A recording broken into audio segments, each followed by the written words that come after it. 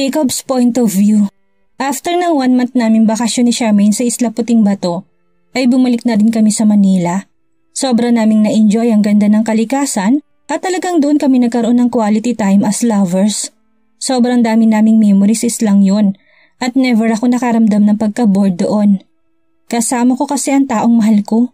Samantala, pagbalik namin sa mansyon ay nag-extend pa ako ng 3 araw upang magliban sa opisina. Nabitin kasi ako sa pahinga doon kasi sa islang yun ay gabi-gabi akong pinagod ni Charmaine. Every night was a wonderful and steamy. Kung pwede lang talagang doon na lang kami tumira. Tahimik at masaya, yung walang iniisip na problema. Babe, parang ang weird, parang panay ang lingap ni Charmaine sa paligid.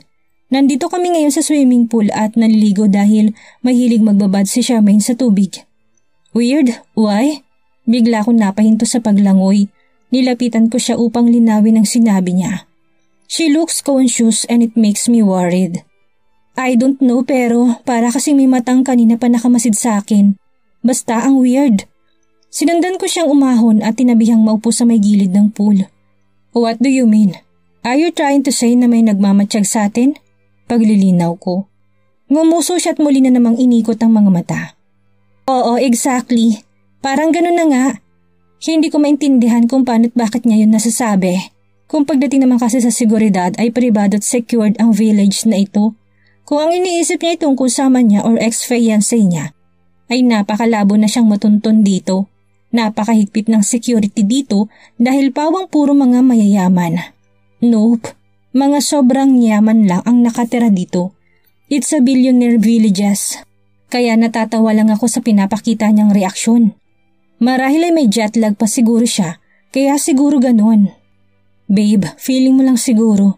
Sino naman na magmamatsyag sa atin? Wala naman tayong kaaway o ano. Baka pagod lang yan sa biyahe. Halika, lumublob ulit tayo sa tubig at sisisirin kong hiyas mo. Hinila ko siya sa kamay upang sabay kaming bumalik sa pool.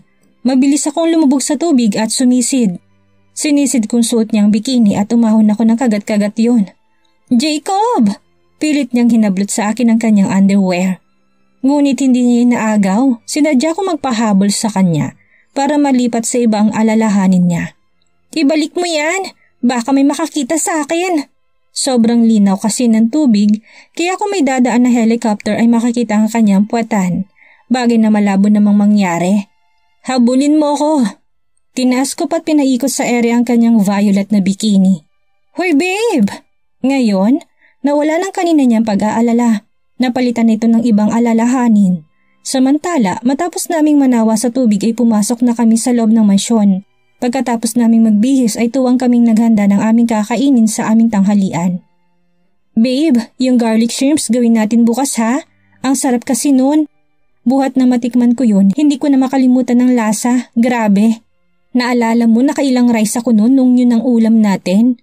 Hindi ko makalimutan ng lasa. Are you referring to me? Pagbibiro ko. Nilagang baka kasi ang niluluto namin pero seafoods pa lang nagustuhan niya. Pero syempre, dahil yun ang gusto niyang ulamin, bukas ay bibili ako. Seryoso nga ako Jacob, please? Oo naman babe, anything. I will do and buy it for you. Ganyan kita ka-love, pakis nga. Ninakawan ko siya ng halik sa pisngi at saka pinigang kanyang puwatan. Dala ng panggigigil ko sa kanya kaya nagulat naman ako sa kanyang ginawa. Dinakot niya kasi ang aking alaga. Yay, ang lambot. Natatawa niyang sabi para tuloy akong nahiya. Siyempre malata pa kasi isang buwan mo ba namang pinagod? Ngayon hinawakan mo, tumigas tuloy ulit. Tingnan mo, hawakan mo ulit. He's harder than your thought. Dipesa ko na may pagyayabang. Hinuli kong kamay niya at pinasok yun sa loob ng... Ano, malambot pa? Uy, ano ba Jacob? Nagluluto lang tayo dito kung ano-anong kalokohan ang naiisip mo. Bakit? Sino bang nauna? Nananahimik to, ginalit mo. Biro lang kasi. Hindi marunong magbiro itong Junjun ko. Alam mo yan. Oo na, oo na.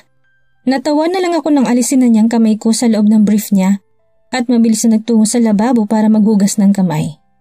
Bakit ba siya naghuhugas? Malinis naman to. Nailing na lang ako. Samantala, sabay naming pinagsaluhan ang inihanda naming pagkain. Ano pa bang mahihiling ko sa buhay na meron ako ngayon? Beyond blast, malaking bahay, magandang negosyo, Sobrang ipon at magandang nobya na kasabay kong kumakain ngayon. Eka nga nila, bilog ang mundo. Galing man ako sa mapait at nakakalungkot na pangyayari, ay bumawi naman ang Diyos sa akin. Ginawa niyang totoo si Charmaine at kusa niya itong dinala sa akin. Kakalimutan ko na ang mga nangyari sa imaginations ko. Gusto ko nang putulin ditong eksena. Ayoko nang maulit o magkatotoo ang mga nangyari doon dahil sa aking imahinasyon ay walang naging happy ending. Kaya from now on, hanggang kaya kong pigilan o iwasan ay gagawin ko. Dito ko na tinatapos ang kahibangan dahil gagawa kami ni Charmaine ng mga bagong alaala. Yung masaya at puro masasaya lang. Basta masaya, ayoko nang lihiman. Sinungaling o sakitan. I only want love in this relationship. Kinabukasan, meron na lang akong natitirang 2 araw na leave sa trabaho. Pagkatapos nito ay magiging busy na ako kaya naman lulubos-lubusin ko na. Ako ang unang nagising kaya kaagad na akong naligo sa banyo. Pagkatapos kong magbihis ay muli ako naglakad patungo sa kama. Hihiga sana ako ulit para tabihan si Charmaine na siyang natutulog nang biglang may kumatok. Nang buksan kong pinto si Manang Dolor pala yon. Why? May problema ba? Yun agad ang tanong ko. Hindi naman kasi nito nakaugalian na manggising dahil alam niyang isa yun sa ayaw ko. Kakatok lamang siya kung may problema. Sir, kasi po may bisita po kayo sa labas. Nasa sala po siya. Wika niya sa akin habang panay ang kaskas ng kanyang palad. Para siyang balisa. Really Manang, ganitong oras? Ginising mo lang ako para dyan? Alam mo naman na ayaw kong… Sir, ang totoo po niyan, ayaw ko nga po siyang papasukin kaso pinagbantaan niya po ako na makakatikim daw po ako sa kanya kapag hindi ko siya pinapasok. Galit na galit po siya, sir. At isa pa ho para bang hirap na hirap siyang sabihin. Kaya mabilis ko na siyang hinila. Ilang hakbang palayo sa aming kwarto. What? Sinabi niya ba talaga yon? Bakit? Sino ba yung tao na yan? Ang kapal naman ng mukha niya. Iritadong sabi ko habang akmang lalakad patungong hagdanan. Si ano ho, yung… Basta alam ko kilala niyo siya, sir. Negosyante din po siyang katulad niyo. May mga kasama nga rin po siyang mga pulis. Dito na napataas ang isang kilay ko. Pulis? Tss, wala naman ako natatandaan na may naatraso ako. Kaya gustong-gusto ko na talagang bumaba. Totally, kanina pa ako curious kung sinong tao na hindi matukoy-tukoy ni Manang Dolor.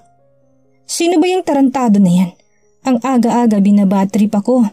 Wika ko habang naglalakad pababa ng hagdanan nang bigla ko natigilan sa mukhang aking nabungaran. Ikaw? The hell? Anong ginagawa mo rito ng ganito kaaga? Tss, at bakit may mga kasama ka pang pulis? Ano to? Sisindakin mo ba ako para mapapayag mo dahil tapos mo nang utuin si Rafael? Pasigaw na sabi ko kay Mr. Ching. Ito lang naman kasi ang naisip kong dahilan kung bakit siya nandirito. Proposal ko, no? Paulit-ulit na pagmamakaawa na kaya suportahan raw siya o ano. Haist! Isang smid lang ang tinugon niya sa akin bagay na nakakapanibago. Madalas kasi bigong Mr. Ching ang humaharap sa akin. Pero ngayon na parang iba na yata. Parang may mali. Nang nakalapit na ako sa kanya, dito na ako nainis dahil hindi pa rin nagbabagong expression sa kanyang muka. Mukha ata nagmamalaki ito na ewan. At mas nakakainis pa ay hindi niya ako sinasagot. Ano to? Ginagawa niya akong tanga sa sarili kong pamamahay? Para siyang bugok, nagsama pa talaga ng 3 pulis. O di nakakaloko ko rin siyang tingnan. Mr. Ching, alam mo ang ganda-ganda ng araw ko para sirain mo. Pupunta-punta ka rito ng ganito kaaga tapos hindi mo sasabihin kung ano sadya mo. Ano to, manghuhula ko? Saka kung ang ipinunta mo rito itungkol na naman sa pagpapalugi mong negosyo. Diyos ko, pwede ba? Tigil-tigilan mo na ako. Wala kang mapapala sa akin. Kahit siguro pa anong iyak pang gawin mo ay wala kang mapapala sa akin. Kahit nga siguro lumuhod ka ngayon sa harap ko Tahimik ang buhay ko kaya ayoko makasama sa magulong mundo. Kaya sige na, makakaalis na kayo ng mga kasama mong pulis. Sana lang talaga ihuli na to. Nasabi ko ng lahat ng gusto kong sabihin kaya nagpakatanga na lang niya kung magpupumilit pa rin siya. Tumingin siya sa akin na parang may ibubuga siya sa mga sinabi ko. Parang hindi man lang siya tinablan. Jacob. Napakasakit mo namang magsalita. Kung pagsalitaan mo naman ako parang nabili mo ng pagkatao ko. Masyadong napakataas ang tingin mo sa sarili mo. Hindi ako pumunta dito para magmakaawa o maging humingi ng tulong mo. Pumunta lang ako dito dahil may gusto lang akong bawiin. Bawiin? Ano sinasabi mo? Ang ibig mo bang sabihin ay meron kang pagmamayari na nandirito sa loob ng bahay ko? Ganun ba? Ano ba sa tingin mo meron ka na kailangan ko wala ko? Nakakatawa ka, Mr. Ching. Believe talaga ako sa'yo, Jacob. Kapag nalaman mo kung ano yung babawiin ko sa'yo, ikaw ang luluhod sa akin. Ibabalik ko yung lahat ng sinabi mo. Ang dami mong commercial. Kanina ka pa. Diretsuin mo na ako. Importanteng oras ko. Hindi niya ako sinagot. Sa ibang direksyon siya tumingin, doon sa direksyon ng hagdan. Napatingin din ako tuloy doon. Sakto namang pababa si Charmaine kaya nagulat ako sa paraan nilang pagtitinginan. Charmaine looks scared and unsure. Parang sa tingin ko sa kanya ay maputla at parang takot kaya napanunok ako at tinangka ko siyang lapitan. Ihahakbang ko pa lang sana ang aking isang paa nang lagpasan ako ni Mr. Ching kaya nagulat ako ng dire-diretso si Mr. Ching at tinablot si Charmaine sa kanyang braso. Dad, paano? Uwi ka ni Charmaine na wala man lang palag sa ginawa sa kanya ni Mr. Ching. At ano yung narinig ko? Dad daw? Mabilis ko silang nilapitan. Tinulak ko si Mr. Ching at pilit na inagaw si Charmaine sa kanya. Anong dad? Ano sinasabi mo dyan? Sabi ko pa sa kanya. Ang hindi ko maintindihan ay kung bakit ang kamay ko pa ang tinanggal ni Charmaine. Napatingin tuloy ako kaagad kay Charmaine. Babe, bakit? Naguguluhan kong tanong. Wala akong naintindihan sa nangyayari. Ano bang nangyayari? Huwag niya sabihin na. Ano ka mo, Jacob? Babe ba ka mong tawag mo sa anak ko? Kaya ba hindi umuwi ang anak ko sa bahay dahil nandito siya sa'yo?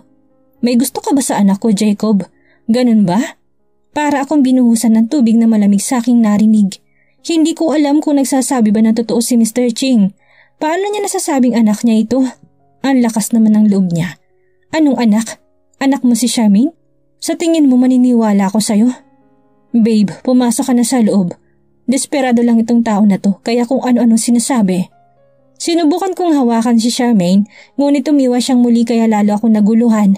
Nagulat ako ng pagtulungan akong hawakan ng mga pulis ang kamay ko kaya hindi ako nakaporma. Bitawan niyo ako. Ano bang ginagawa niyo? Baka nakalimutan niyong nasa bahay ko kayo. Babe, ano ba? Pumasok ka na sa loob. Hey Charmaine! Nagwawala na talaga ako dahil parang walang nakikinig sa akin. Para ako napaglalaroan ng pagkakataon. Wala akong nakuhang sagot sa kanila. Tanging isang mayabang na tingin lang ang iginawad sa akin ni Mr. Ching. At itong si Charmaine naman ay pirmis na nakayuko na lang habang kinakaladkad ni Mr. Ching palabas ng mansyon.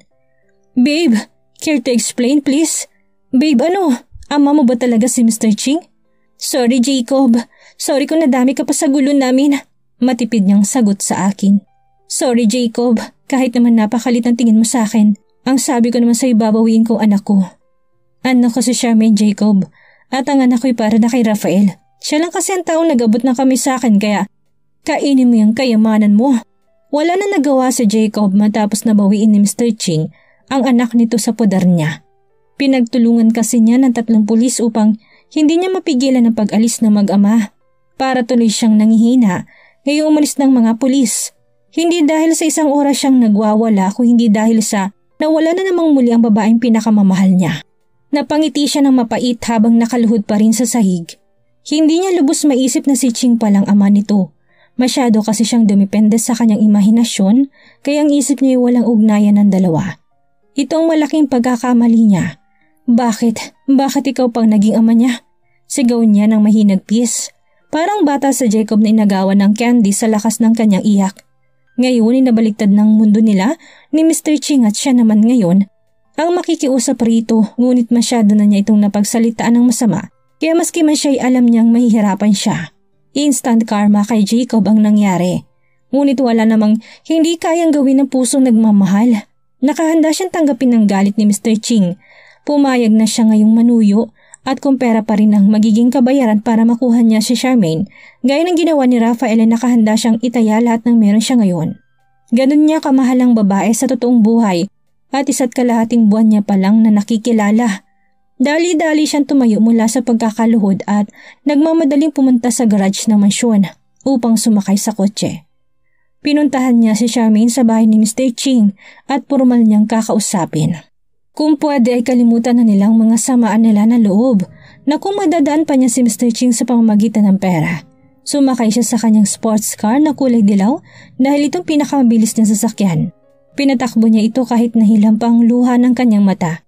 Ang tanga mo kasi Jacob, Bakit ba kasi hindi mo inalam kung kanino siyang anak? Sising-sisi siya.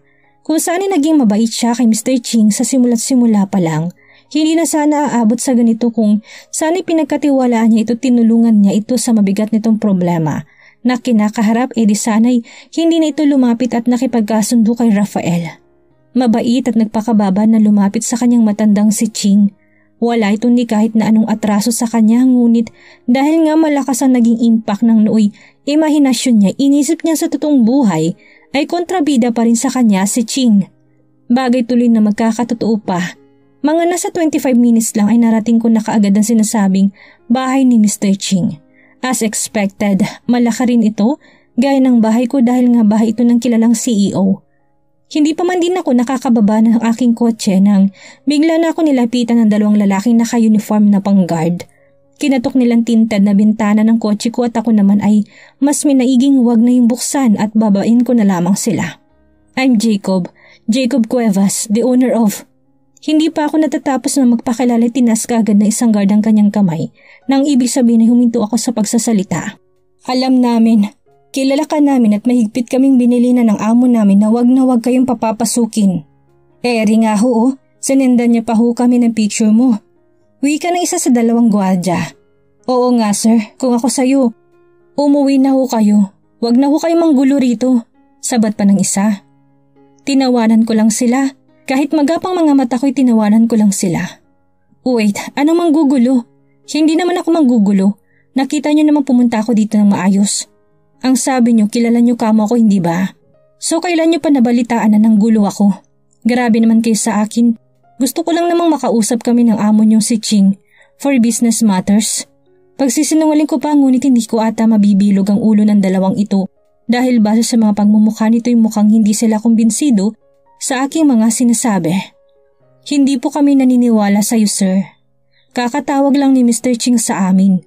Bilin na bilin nga po niya na kapag raw may ginawa kayong masama, tumawag daw po kami sa pulis.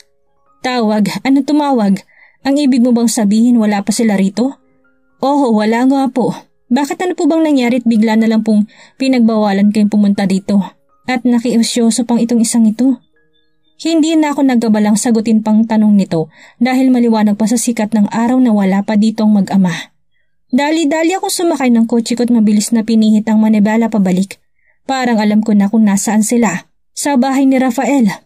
Hindi ko alam kung anong uunahin ko, kung papaharurutin ko na ba ang sasakyan ko o kung mag-iisip muna ako na kung ano ang susunod kong gagawin o tamang gawin upang mabawi si Charmaine kay Rafael.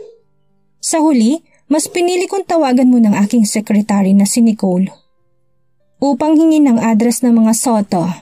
Tsaka kasing dito na dumiretsyang mag-ama kaya hanggang ngayon ay wala pa sila rito. Kainaman naman kay Nicole. Wala pang 5 minuto ay sumagot na ito't sanad na lang address na hinihingi ko. Samantalang wala na akong sinayang na panahon, tripling bilis ng pagpapatakbo ng sasakyan ang ginawa ko para makapunta sa bahay nila Rafael. Ewan ko pero parang bigla akong sumaya nang maisip kong nakila Rafael si Charmaine. Kaagad na walang lungkot at kabako, hindi naman kasi sa pag-aano'y kung pagdating lang naman sa puso ni Charmaine ay nakakasigurado kung ako nang mahal nito.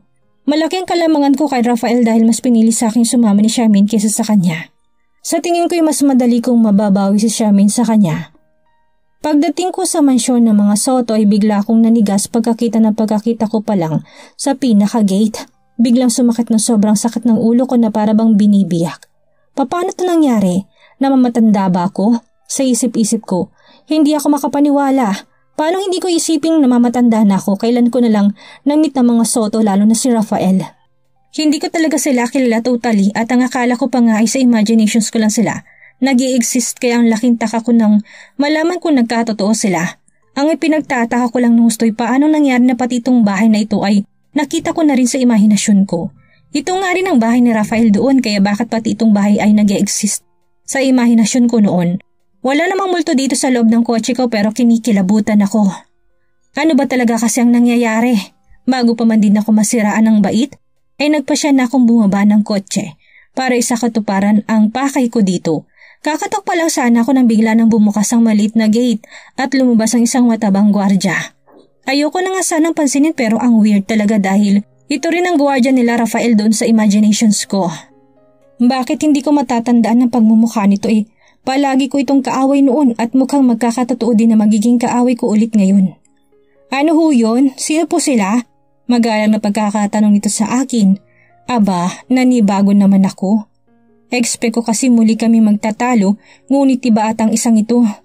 Hay, nailang tuloy na sasabi ko. Dati kasi palagi ko itong tinututukan ng baril sa panaginip ko. Nandyan bang amo mo? Nangangapa-ngapa pa ako. Si Sir Rafael po ba? Naroon po siya sa loob, may bisita lang po. Ano po bang kailangan niyo sa kanya? Napakamutuloy ako ng batok dahil nawindang talaga ako sa pinapakita niya sa akin ngayon. Ako nga pala Sandali ako napatigil. Hindi nga pala pwedeng magpakilala ko na lang Jacob Cuevas sa kanya. Tsak na itatawag muna niya sa loob bago ako papasukin. Ako nga pala si Charles Tim, kaibigan ko si Rafael. Bala ko lang na personal na iabot sa kanyang imbitasyon sa kasal ko. Pagsisinungaling ko. Wala biglaan. Charles Tim na lamang ang nasabi ko, isang bagitong CEO ng isang hotel. I'm not sure kung good sila ni Rafael. Bahala na. Kailangan ko talagang makapasok na sa loob. Okay Sir Charles, sandali lang po. Tatawag lang po ako sa loob. Sagot naman niya sa akin.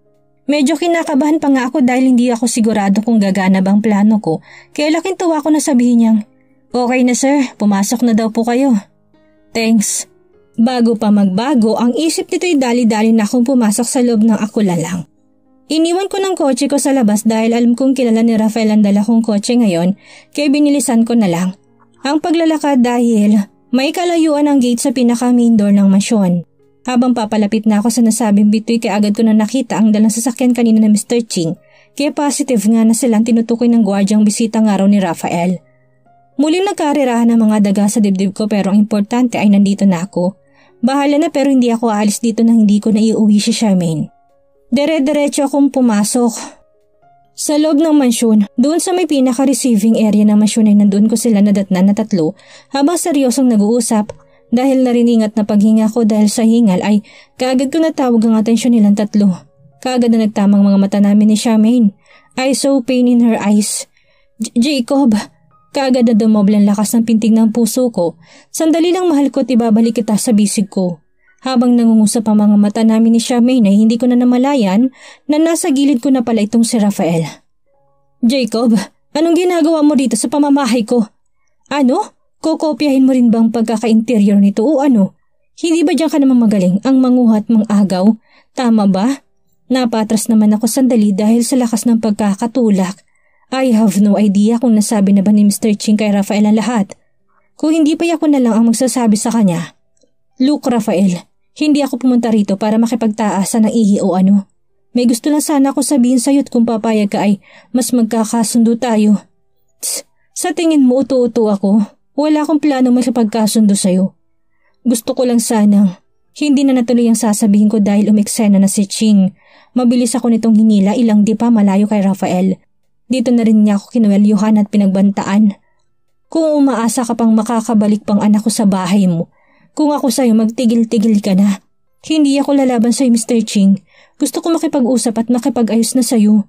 Inaamin ko nagkamali ako ng pakikitungo sa'yo kaya ngayon, bilang nalaman ko na ngayon na ikaw palang tinutukoy ni Charmaine na dad niya, ay buong-buong loob ko para lumuhod at sumunod sa lahat ng nasa loob mo. Magkakaharap ngayon si Charmaine, Rafael, Jacob at Mr. Ching. Mataas ang pagitan ng tensyon ng bawat isa dahil ang isa ay nagpipigil ng galit, ang isa naman ay nagpipigil manakit at ang isa naman ay halos lumuhod na para magmakaawa. Maniwala ho kayo, mahal na mahal ko pong anak niyo. Handa ko pong gawin ang lahat ng kondisyon na hihingin niyo para ako na lang ang piliin mong magpakasal sa anak mo Mr. Ching. I am very sorry for what I've done. Hindi ko kasi alam ngayon. Ngayong handa na akong ibigay ang triple sa binigay sa'yo ni Rafael. Ako na lamang ipakasal mo sa anak mo. Pilit na humihingi na ng kapatawaran si Jacob sa matandang si Ching sa mga nagawa niya pang maliliit. Sa puntong ito'y handa na niyang lunukin ang lahat ng pride sa katawan niya. Alang-alang sa babaeng minamahal niya, nagkataon pang si Mr. Ching ang ama. Jacob try all his best to convince Mr. Ching, ngunit may Rafael sa paligid. Ano to? Pati ba naman si Charmaine gusto mong mapasayo? Ganyan ka ba talaga Jacob? Hindi ka marunong magbigay? Kahit alam mong pag-aari na ng iba, sinusulot mo pa. Ibang klase ka rin talaga. Ikakasal na kami, naagaw mo pa? Sa tingin mo papayagan akong... No, Rafael. Hindi naman ako magpapasilaw kay Jacob sakaling alokin niya pa ako ng bilyones niya. Ikaw pa rin ang gusto ko para sa anak ko dahil mas busilak ang puso mo kaysa kay Jacob. Isa pa, hindi laruan ng anak ko para ipamigay ko. I know what best for her, kaya itutuloy natin ang kasal niyo. Singit naman ni Mr. Ching. Napangiti si Rafael sa narinig at mabilis na binalingan si Jacob upang tawanan. Narinig mo naman siguro, Jacob. Makakaalis ka na. Hindi na tayo mga bata para pag-agawan ng isang babae. Charmaine is mine. She's my property. Muli na namang sumingit si Mr. Ching sa usapan ng dalawa. Tama si Rafael, makakaalis ka na. Para namang walang narinig si Jacob. Nanatili pa rin itong nakaluhod. Hinihintay niya magsalita si Charmaine ngunit isang malakas na sipa ang inabot niya kay Rafael. Rafael, tama na. Hindi ka naman inaano ni Jacob. Huwag mo siya saktan. Hindi na napigil na Charmaine na hindi magsalita at mangialam na saktan ni Rafael si Jacob. Ano ba Rafael? Sinabi na huwag mo siya saktan. Mabilis siyang lumapit sa mga ito at pinanangga ang katawan niya para maprotektahan si Jacob na siyang hindi lumalaban. Hindi ito lumalaban upang ipakita kay Mr. Ching na totoong paghingi niya ng tawad at galing sa puso niya. Kaya nga lang, hindi ganun na nakita ni Mr. Ching. Halika nga rito, nababalo ka na ba? Ano bang pinakain sa'yo ng lalaking yan at nagkakaganyan ka? Hindi mo kilala kung anong klaseng lalaki yan. Hindi mo siya kilala. Pilit itong hinila si Charmaine palayo kay Jacob at sinampal ng malakas dahilan para pumutok ang gilid ng labi ni Charmaine. Dito na napatayo si Jacob. Mga awatin sana niyang matandang si Ching nang bigla siyang hilahin ni Rafael paharap sa kanya. Saan ka pupunta? Dito ka, mag-toast tayo. Umaapoy na sa galit si Rafael kay Jacob kaya binuhos talaga niya lahat ng lakas niya para mapagsusuntukin si Jacob. Ano, bakit hindi ka lumaban? Lumaban ka? Patayin mo muna ako bago mo makuha si Charmaine sa akin. Paghahamon pa nito habang walang sawang pinapaulanan ng suntok si Jacob. Dahil nasaktan na si Jacob at wala ring effect kay Ching ang pagpapakumbaba niya, napilitan na rin siyang labanan si Rafael. Nakipagpalitan siya dito ng suntok. At buong lakas niya rin itong pinagtatadyakan dahil para masubsob sa sahig si Rafael. Ganito ba ha? O diinan ko pa? Apak-apak niya ngayon sa ulo si Rafael habang dinidiin sa sahig. Para siyang may dinudurog na bato sa gigil. Yan lang ba ang kaya mo? Mahinang nilalang. Kahit nasasaktan at namumulang mukha ay nagawa pa rin ni Rafael na tumawa. Malakas ang loob niya dahil pamamahay niya yon at may nakahanda siyang backup kaagad. Kaagad siyang nakabangon dahil may mga 4 na lalaking humawa kay Jacob. Dito na siya muling bumuelo na suntok. Sino ka ba sa tingin mo? Akala mo ba kaya mo ko? Ako ang nauna kay Charmaine kaya sa akin lang siya. Bulol, anong ikaw ang nauna? Ako ang nauna sa kanya. Hindi mo pa man din siya nakikilalay, matagal na kami magkakilala. Matagal na kami. Peste ka, ikaw ang surot sa aming relasyon. Baliw ka pala eh. Nilubayan lang ni Rafael si Jacob na hindi na ito makatayo sa sobrang panghihina. Umaagos ng dugo nito sa mukha ngunit pilit pa rin dinidilat ni Jacob ang pikit na niyang mga mata. Si Charmaine! Nasa si Charmaine? Saan niyo siya dinala? Sigaw ni Jacob. Habang abala pala sila nagsusuntukan ay pinuslit na ni Ching ang kanyang anak. Tila may nangyari sa niyasan sa pagitan nila ni Rafael nang hindi alam ni Jacob. Ngayon hindi na niya kayang tumayo mag-isa dahil sa dami na natamo niyang sugat. At yun na rin ang kinuhang pagkakataon ni Rafael para lumabas at sundan ng mag-ama. Panay ang hiyaw sa kanya ni Jacob, ngunit hindi niya ito pinapansin. Mabilis siyang sumakay sa kanyang sasakyan at kagad na pinaharurot samantala. Mabilis na sumibat si Rafael para sundan ng mag-ama. Iniwan nila sa Jacob na nakahiga sa sahig at hinang-hina. Mabilis na nakarating si Rafael sa tagpuan ng napagkasunduan nila ni Mr. Ching. Ikaw nang bahala sa anak ko, Rafael. Huwag na huwag mo siyang pababayaan. Huwag na huwag mo siyang ibibigay kay Jacob at ikaw naman, Charmaine. Kung ano naman ang sinabi sa'yo ni Jacob, kalimutan mo na lahat ng yun dahil matutuloy ang kasal niyo ni Rafael. Maging mabait ka dun sa Paris. Susunod ako dun. Hanggang yun wala pa rin kamalay-malay si Jacob na papalipad na ngayon ng 2 patungo sa Paris. Hindi niya nahalata na parang umuulit ang nakaraan so madalit sabi ay naulit ang mga nangyari sa kanyang imahinasyon. Ang tanong, anong gagawin ni Jacob sakaling dumating ang oras na pagtanto niya na parang kumukonekta ng mga nangyari sa kanyang imahinasyon sa kasalukuyan. Ipaglalaban si Charmaine kahit na alam niyang umuulit lang ang mga nangyari at sa huli magiging mapait ang kanyang sinapit? Pipilitin niya pa rin kaya na ipaglaban si Charmaine kahit na alam niyang umuulit lang ang mga nangyari at sa huli magiging mapait ang kanyang sasapitin. Yan ang ating aalamin sa susunod nating kabanata.